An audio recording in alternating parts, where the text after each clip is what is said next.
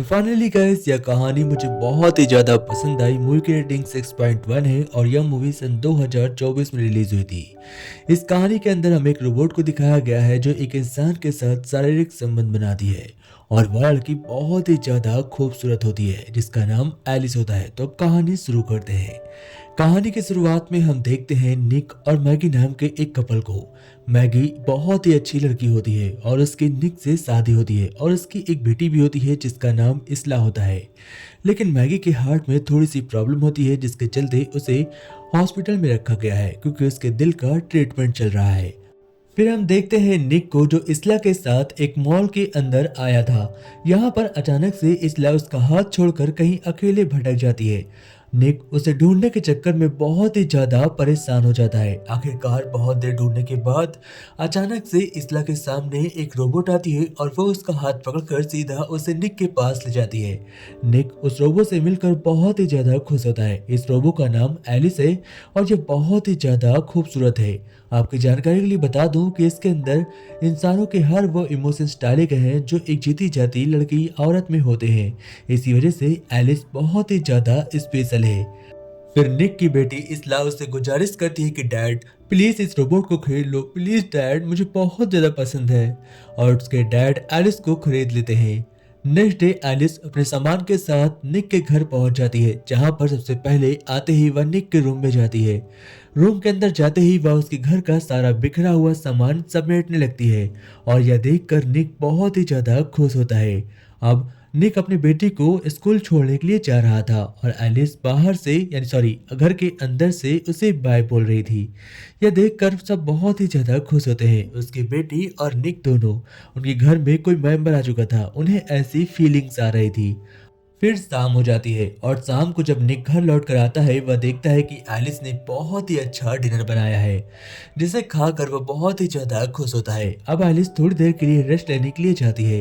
इतनी देर में हम उसकी बेटी यानी कि निक की बेटी इसला को देखते हैं। वह एक चेयर से कुकीज उतारने की कोशिश कर रही थी, तभी उसके ऊपर वो कांच का डिब्बा गिर जाता है। लेकिन पीछे एलिस आकर उसे रोक लेती है और उसे गोद में उठाकर उसे बचा लेती है। लेकिन उसको बचाने के चक्कर में एलिस के पैर में बहुत ही ज्यादा चोट लग जाती है। निक को लगता है शायद एलिस को रिपेयर की जरूरत पड़ेगी, इसलिए वह उसके पास जाता है और उससे पूछता है क्या तुम्हें रिपेयर की जरूरत है। एलिस कहती है नहीं, मुझे रिपेयर की जरूरत नहीं है। और एलिस निक की आंखों में बहुत ही गौर से देख रही थी। फिर वह उसके पास जाने की कोशिश करती है लेकिन इतनी देर में निक वहां से लौट कर बाहर निकल जाता है। फिर सीन शिफ्ट होता है हॉस्पिटल का और हमें दिखाया जाता है कि निक अपनी बीबी मैगी से मिलने के लिए जाता है और वह उसे देखते ही उसकी आंखों में खो जाता है क्योंकि मैगी बहुत ही ज्यादा खूबसूरत थी। फिर निक अपनी बेटी को छोड़कर अपने साइट पर निकल आता है जहां पर वो काम कर रहा था। यहाँ पर एक और आदमी को हम देखते हैं जिसका नाम मोंटी होता है। मोंटी निक के साथ सालों से काम कर रहा है और दोनों में बहुत ही अच्छी दोस्ती है। लेकिन यहाँ पर एक आदमी आता है जो अब इन्हें इन सभी लेबर्स को इस साइड से निकालने वाला है। इस बारे में निक उससे बात करने के लिए जाता है लेकिन वह आदमी निक की बात नहीं सुनता और निक से कहता है कि मैं तुम्हारे दोस्तों को तो भले निकाल दूंगा लेकिन मैं तुम्हें नौकरी से नहीं निकाल रहा हूँ अगर तुम मेरा साथ दोगे। इसलिए निक चुप हो जाता है और अपने घर लौट आता है लेकिन वह बहुत ही ज्यादा परेशान हो चुका था। यह बात एलिस देखती है। वह देखती है कि निक बहुत ही ज्यादा परेशान है, इसलिए वह उसके साथ क्लोज होने की कोशिश करती है। लेकिन इस टाइम तक निक को बिल्कुल भी अंदाजा नहीं था कि एलिस के मन में ऐसे ख्यालात आ सकते हैं। वह एक रोबो है और वह उसके साथ कुछ ऐसा करने की कोशिश कर सकती है। इसीलिए निक बिल्कुल भी उसे इग्नोर करता है और उसके बाद वह मूवी देखने के लिए निकल जाता है। वह फिल्म देख ही रहा होता है कि इतनी देर में पीछे से एलिस आती है। वह एलिस से पूछता है क्या तुमने इस मूवी को देखा है। एलिस कहती है हाँ, मुझे इसकी पूरी स्टोरी पता है। इसके बाद निक को यह बहुत ही अजीब लगता है और कहता है तुम्हें सब कुछ पता है इसलिए तुम किसी चीज का मजा नहीं ले सकती। तुम मेरे कहने पर इस मूवी की स्टोरी को इरेज कर दो। अगर तुम ऐसा करोगी तो मुझे बहुत ही ज्यादा खुशी होगी। एलिस कहती है आप मुझे रीसेट कर दीजिए और मैं ऐसा कर दूंगी। वो जैसे ही उसे रीसेट करता है तो वह इस मूवी की स्टोरी भूल जाती है और फिर वो दोनों बैठकर पिक्चर देखते हैं। लेकिन इस फिल्म को देखने के दौरान एलिस के मन में बहुत सारा प्यार आ जाता है क्योंकि जो मूवी वो लोग देख रहे थे वह एक लव थिंकिंग मूवी थी जिसकी वजह से एलिस अब प्यार में पड़ने लगती है। फिर सीन शिफ्ट होता है सीधा हॉस्पिटल पर और एलिस और मैगी दोनों आपस में बैठकर घंटों बातें करते हैं। बात के दौरान मैगी एलिस से कहती है अगर कभी ऐसा हुआ कि मैं ना रही तो तुम निक को हर वो खुशी दोगी जो मैं देना चाहती हूँ और जो एक औरत अपने पति को देती है। यह बात सुनकर एलिस को लगता है कि शायद वो प्यार की बात कर रही है, यानी कि लव वाले प्यार की। यह बात एलिस के मन में बैठ जाती है। अब हम देखते हैं निक अपने गैराज में काम कर रहा था। उसे पता चलता है कि उसकी बीबी मैगी मरने वाली है और उसकी वजह से वह बहुत ही ज्यादा टेंशन में है। यहाँ पर एलिस निक के सामने खड़ी होती है और उसका हाथ उठाकर सीधा अपने सीने पर रखती है और उसे कहती है, मेरी धड़कन को महसूस करो। आप दोनों फीलिंग्स में बह जाते हैं और इसके बाद वह उसके सीने पर हाथ रखती है और कहती है, मैं तुम्हारी धड़कन को महसूस कर सकती हूँ। तभी निक उसके पास आता है और फिर दोनों अल्टीमेट हो जाते हैं पहली बार। लेकिन निक को बाद में बहुत ही ज्यादा अफसोस होता है। वो कहता है कि हमें ये सब नहीं करना चाहिए। मैं अपनी बीबी मैगी को धोखा नहीं दे सकता। तुम तो एक रोबो हो, तुम्हें मुझसे दूर रहना चाहिए। यह सब सुनकर एलिस कहती है कि मुझे तुम्हें खुश रखना है, चाहे वो किसी भी प्रकार की खुशी हो। बस मैं तुम्हें संतुष्ट और खुश देखना चाहती हूँ। निक कहता है, ठीक है, जो हुआ सो हुआ, लेकिन आगे से तुम ध्यान रखना, तुम मेरे पास मत आना। फिर हमें सीन दिखाया जाता है एक बहुत ही अच्छे नाइट बार का, जहां पर सभी बैठकर एंजॉय कर रहे थे। इतनी देर में मॉन्टी निक से कहता है कि हमारी जॉब रिप्लेस हो गई उन रोबों की वजह से और मैं नहीं चाहता कि आगे चलकर हम लोग भूखे तड़प कर मरे। इसके लिए मुझे एक प्लान आया है, अगर तुम मेरा साथ दो तो हम लोग वो सब कुछ ठीक कर सकेंगे। निक कहता है, क्या प्लान है मॉन्टी, हमें बताओ। मॉन्टी कहता है कि हमें साइट पर जाना होगा और इस समय जितने भी रोबोट्स हमारी जगह काम कर रहे हैं, हम उन सभी को तोड़फोड़ कर खराब कर देंगे। मॉन्टी निक के साथ वहां पर जाता है और सभी रोबोट को तोड़ देता है और उसके बाद निक घर लौट आता है। अब निक जब घर लौट कर आता है तो वह बहुत ही ज्यादा टेंशन में होता है और एलिस की गर्दन पर अपना सर रख कर घंटों रोता है। एलिस और ज्यादा इमोशन में बह जाती है और वो दोनों फिर से अल्टीमेट हो जाते हैं। अब दोनों के बीच बहुत ही ज्यादा प्यार होने लगा था। दोनों एक दूसरे को पसंद करने लगे थे। लेकिन जैसे ही निक मैगी के बारे में सोचता है, वह अफसोस करने लगता है। फिर नेक्स्ट डे हमें दिखाया जाता है कि निक अपने साइट पर वापस जाता है, जहां पर उसका ऑनर जिसके लिए वह काम करता था, वह निक से कहता है कि मुझे लगता है इन सभी रोबोट्स को तुमने तोड़ा है, क्योंकि तुम्हारे सिवा यहाँ पर कोई और नहीं आ सकता था। निक जानता था कि यह काम मॉन्टे ने किया है, लेकिन वह उसका नाम नहीं बताता। अब हॉस्पिटल में हमें दिखाया जाता है, वहां पर उसकी बीबी को ऑपरेशन चल रहा होता है। उसका हार्ट मिल जाता है, जिसकी वजह से उसकी बीबी की जान बच जाती है और मैगी नेक्स्ट डे अपने घर पर आ जाती है। निक अपने बीबी को वापस पाकर बहुत ही ज्यादा खुश था। वह दोनों बहुत ही अच्छे से रहने लगे थे। आते ही मैगी सबसे पहले एलिस को दूर करना चाहती थी, क्योंकि एलिस उसके बच्चों में इस तरह से घुल मिल गई थी जैसे उसके बच्चे एलिस को ही अपनी मॉम समझते हो। अब मैगी आते ही बहुत ही अच्छा डिनर बनाती है और सभी को डिनर खाने के लिए देती है। हम देखते हैं उसकी बेटी इसला डिनर खाकर बहुत ही ज्यादा खुश होती है और कहती है, मॉम, आपसे अच्छा डिनर कोई नहीं बना सकता, आप तो बहुत ही कूल हो। यह सुनने के बाद एलिस को थोड़ी थोड़ी जलन होने लगती है।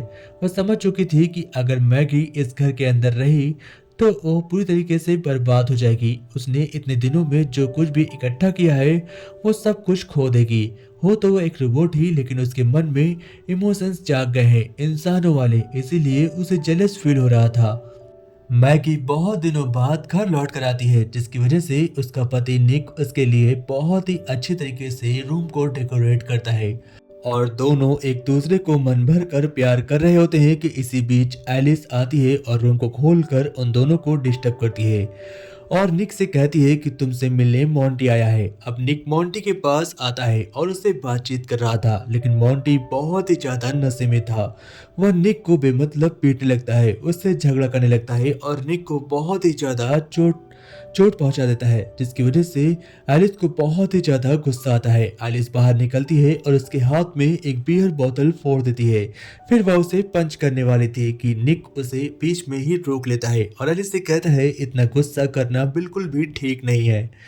फिर निक के हाथ में बहुत सारे कांच के टुकड़े घुसे हुए थे। वह उन्हें एक एक करके बाहर निकालती है और निक से कहती है, निक, मैं तुमसे प्यार करती हूँ, अगर तुम मेरे से प्यार करोगे तो हम दोनों हमेशा के लिए साथ रह सकते हैं, तुम्हें मैगी की जरूरत नहीं पड़ेगी।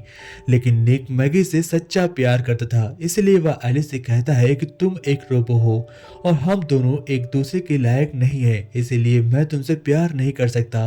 एलिस को यह बात बहुत ही ज्यादा गुस्से भरी लगती है, इसलिए वह गुस्सा निकालने के लिए सीधा मोंटी के घर पहुंच जाती है और मोंटी के घर जाकर मोंटी को बहुत ही बुरी तरीके से जान से मार देती है।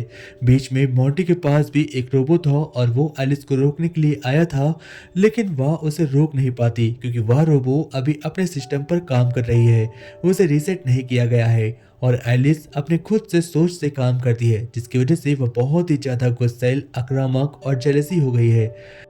नेक्स्ट डे निक फिर से साइट पर जाता है और वहां पर अपने ऑनर यानी कि अपने बॉस से बात करता है और कहता है मोंटी को वापस जॉब पर रख लिया जाए। कल रात वो मेरे घर आया था और वो बहुत ही ज्यादा रो रहा था। तभी उसका ऑनर उसे बताता है कि मोंटी की डेथ हो चुकी है, कल रात को किसी ने उसका मर्डर कर दिया। यह बात निक को परेशान करने लगती है। फिर हमें दिखाया जाता है मैगी को। आखिरकार बहुत ही होशियारी से वो लड़की एलिस यानी कि रोबो मैगी के पास आती है और उससे कहती है निक और हम अल्टीमेट हो चुके हैं, जिसकी वजह से बहुत ही ज्यादा मैगी को गुस्सा आ जाता है और मैगी निक के घर आने का इंतजार कर रही थी। जैसे ही निक घर पहुंचता है तो मैगी उसे लड़ना शुरू कर देती है और कहती है तुम्हें वो रोबो पसंद है, मैं नहीं पसंद तो मुझे छोड़ दो, लेकिन तुम दोनों के साथ नहीं रह सकते, या तो उसके साथ रहो या तो मेरे साथ रहो। अब ये दोनों इतना ज्यादा झगड़ रहे होते हैं, इसी बीच बहुत ही होशियारी से एलिस उनके रूम में जाती है और रूम को अंदर से लॉक कर लेती है और निक और मैगी के बच्चे को यानी कि जो बहुत ही छोटा था वो उसे एक बार टब के अंदर रखकर उसमें पानी भरने लगती है, यानी कि वह उसके बेटे को जान से मारने वाली थी। अब इतनी देर में मैगी खिड़कियां तोड़कर अंदर आती है और अपने बेटे को बचाने लगती है। उसके बाद निक उसके ऊपर एक रॉड से अटैक करता है। वो रॉड इलेक्ट्रिसिटी से जुड़ी हुई थी, जिसकी वजह से एलिस पूरी तरीके से ब्लास्ट यानी कि उसका शॉर्ट सर्किट हो जाता है और वह बुरी तरीके से डैमेज हो जाती है। अब एलिस को रिपेयर के लिए वापस भेज दिया जाता है और मैगी अपने बेटे को लेकर हॉस्पिटल चली जाती है क्योंकि उसका बेटा बहुत ही ज्यादा रो रहा था। वह डर गई थी कि उसके बेटे की जान न चली जाए। फिर रिपेयर वाले दो साइंटिस्ट हमें दिखाया जाते हैं जिन्होंने एलिस को बनाया था। वो एलिस को ठीक करने के लिए एलिस को जैसे ही सिस्टम से कनेक्ट करते हैं तो एलिस अपने बॉडी को छोड़कर सीधा सिस्टम के अंदर घुस जाती है और वहां पर एक दूसरी रोबो बॉडी थी जिसके अंदर वो इंस्टॉल हो जाती है। अब एलिस पूरे सिस्टम पर कंट्रोल कर रही थी।